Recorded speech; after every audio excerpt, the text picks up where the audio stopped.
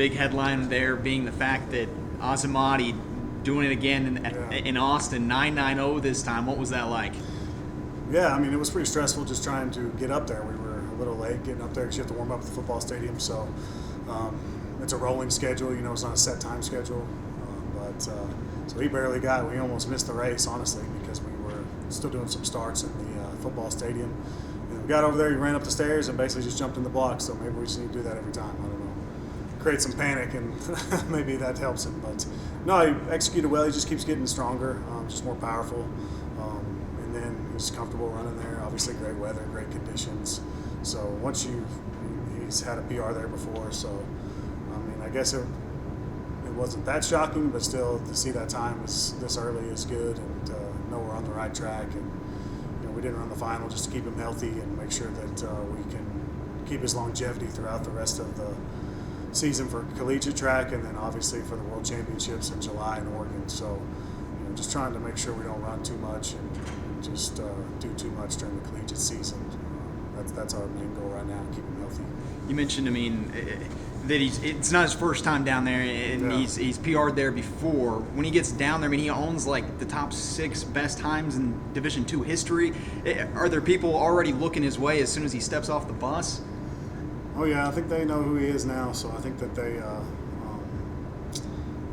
just because what he did indoor, obviously against LSU and Texas, and some teams we're against at New Mexico, and obviously running the Olympics, I think people expect to, and then obviously the coverage on ESPN and Longhorn Network and all that. So I think all those things make his name a little more. He's got a little more notoriety.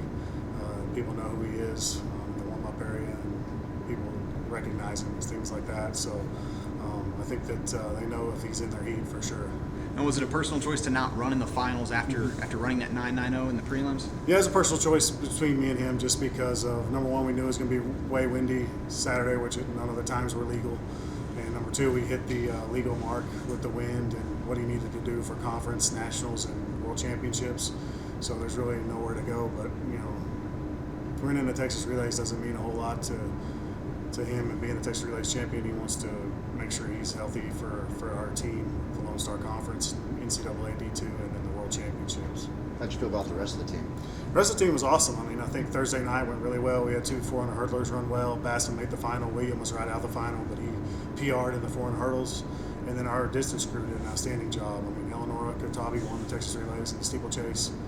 We don't have too many people that win the Texas Relays. For her to run like that, that's as close as she's been to running her PR in a long time. So she looks really good right now. And Matari won his heat in the 800. Harry Lorador did great in the 10K, PB there. And Innocent broke the school record in the 3K steeple. So Thursday was a great start for us and kind of set the tone for the rest of the week.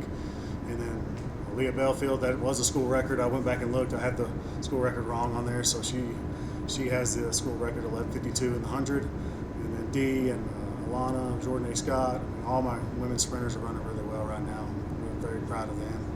And then even our other guy sprinters. Desmond ran 10:42, and Jalen ran 10:52 coming off an injury, and I think he's only going to get faster now that he can actually train. And our men's 4x4, 307. That's number 1 in the nation. No one's touched that in a couple of years. So if we can just keep it going, keep staying healthy, that's where we're at right now. But really a great weekend for us. Taylor Nellums did her thing. She's number 1 in the nation in triple.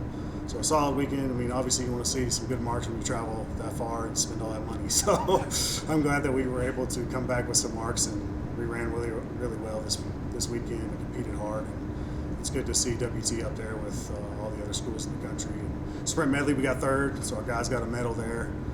We beat A&M, Texas Tech, Arkansas.